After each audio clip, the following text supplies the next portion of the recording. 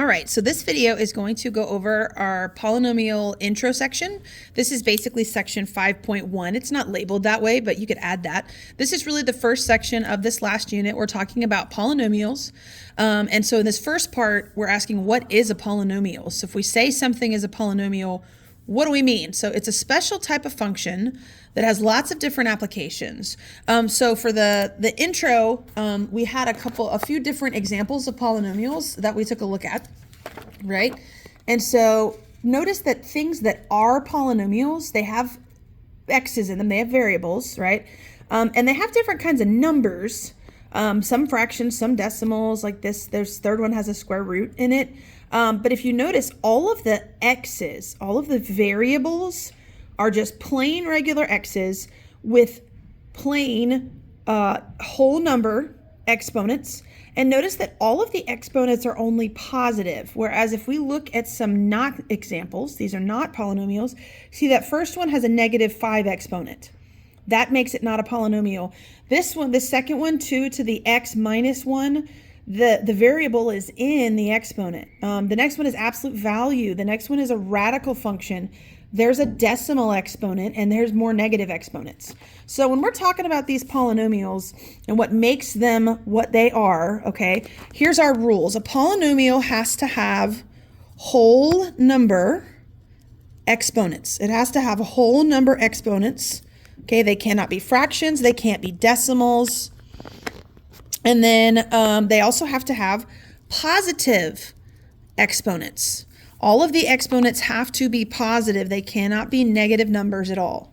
And then finally, and then with this one, I know the blank may not make a ton of sense. No like existing functions or no special functions. So if something, basically it's already its own kind of function, like an absolute value function, absolute value of x.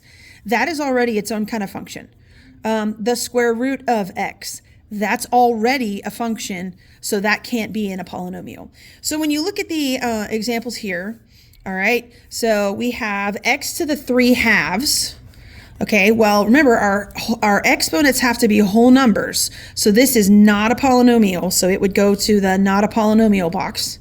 Okay, but then the next one, 3x to the 4th, well, x to the 4th, 4 is a positive whole number, so that is a polynomial.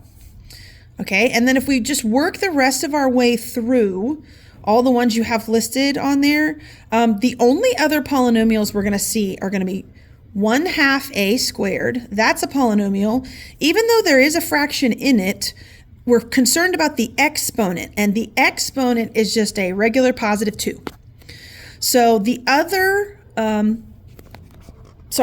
polynomial in the list is going to be actually this one right here, x square root of 3.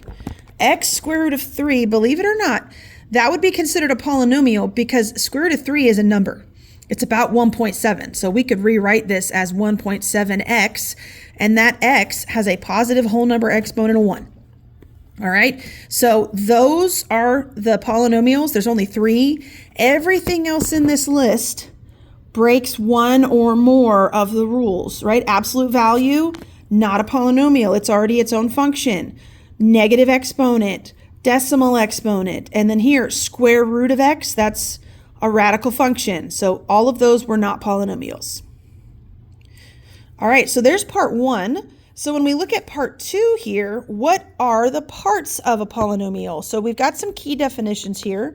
All right, the degree of a polynomial is the largest exponent of all the variable terms. So when we look at a polynomial, out of all of the terms, which one has the largest exponent? So if we look at this example, okay, down here on the bottom, see how -3x to the 4th, that's the largest exponent. Every other exponent is smaller. So the degree is the highest exponent. And we write polynomials in standard form, where each term is listed in order by exponent from highest to lowest. Okay, so you start with the highest exponent and you work your way down. All right, so you put the term containing the degree at the front, and then the leading coefficient is the coefficient of that degree term. So if we look at these examples down here, all right, so we have a bunch of terms. To put it into standard form, we need to find the degree, the highest exponent, which would be this x to the fifth.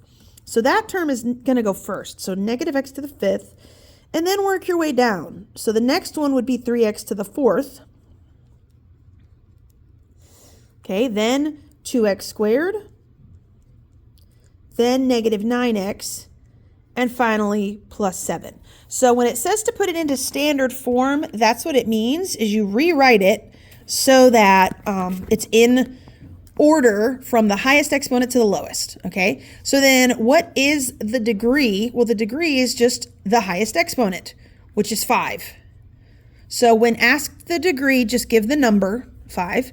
And then what is the leading coefficient? So it's the number in front of the degree term. So what number is this in front of x to the fifth? That's negative 1. So the leading coefficient is negative 1. And then the number of terms, so each of these individual clumps of stuff, right? Each variable, number, or combination of both, each of these is a term. So this has 1, 2, 3, 4, 5 terms, and that's it. That's all we have to do. Okay, so for the next one here, we have 8x minus 2x to the fourth plus 3x cubed plus 6. So to put in standard form, again, identify the highest exponent. So that term needs to go first, then 3x cubed, then 8x, and then 6. And so notice if a term is positive, it gets a plus sign. If a term is negative, it gets a negative sign or a minus sign. So the degree of this one is 4. And the leading coefficient, the number in front of this degree term, is negative 2. And then if we count our terms, 1, 2, 3, 4. All right. So you can always count how many terms it has. Just because the degree is 4 doesn't mean it has to have 4 terms. In this case, it just does.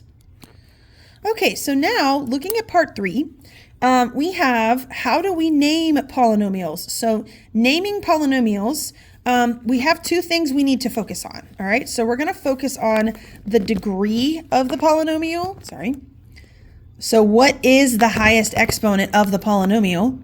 Okay, so if there is no variable at all, if it's just a number, then we say it's constant. Okay, if it is just a exponent of 1, so just an x term, it's linear. Okay, if the highest degree is 2, if the highest exponent is 2, it's quadratic. For x cubed, we call it cubic. So when the degree is 3, it's cubic. For 4, x to the fourth, and I'll kind of put parentheses here, for x to the fourth and x to the fifth, sometimes people use these names, and other times people just say degree 4 or degree 5. Once you get past 5, though, like there literally is no special name. All right, so then we name it by that, and then we can also name it by how many terms it has. So if it only has one term, like 3x to the fifth, if it's just one term, we call that a monomial. And think of the root, like Christianity is monotheistic because we worship one God. So mono for one. If it has 2 terms, like 2x minus 1, that's called a binomial. Think bi like bicycle. It has 2 tires. So 3 is a trinomial. That would be 3 terms. So like x squared minus 4x plus 5 is a trinomial. And then once you get to 4 and anything higher, you just say polynomial. All right, so for these down here, if we were going to try to name these, again, you look at what's the highest exponent and then how many terms does it have. So the highest exponent here is 2, so it's quadratic. And then it has 3 terms, 1, 2, 3, so it's a trinomial. All right, so you can pause it and try these others and then check your work. Okay, so for B, this one comes out as quintic because the degree is 5, and it's a binomial because it has 2 terms. So that's pretty straightforward. You just name it by its degree and number of terms. So then for the last thing we're looking at here, which is adding and subtracting, okay, and you have the examples, you're really just combining like terms.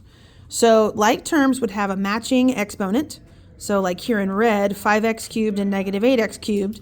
We put those together, we just get negative 3x cubed. And that's pretty much it for, at least for the adding ones. So these two examples that are adding, all right, you just combine the like terms and that's it. If you have to subtract, all right, what happens is you apply the minus sign to all the terms after it. So every sign after the minus switches. If it's positive, turn it negative. If it's negative, turn it positive. And then you just combine like terms. Okay, so like I'll show you a subtraction one. So in this one, number 2, we have a minus sign. So the first one stays like it is, and then we just distribute the negative to everything after that. So this becomes a plus 4. This becomes minus 2x to the 4th, and that becomes minus 8x cubed. Then we just combine the like terms. And we would put it in standard form, so find the highest exponent first. So 5x to the 4th minus 2x to the 4th, 3x to the 4th, and then work your way down. So the next one would be 8x cubed minus 8x cubed. Those are going to cancel out. So there is no x cubed term, which is fine. Next would be squared. We have 5x squared. And then I think the last thing is these numbers. So negative 5 plus 4 would be negative 1. So that's the idea with those. I'll fill the others in, but that's pretty much everything for the first section.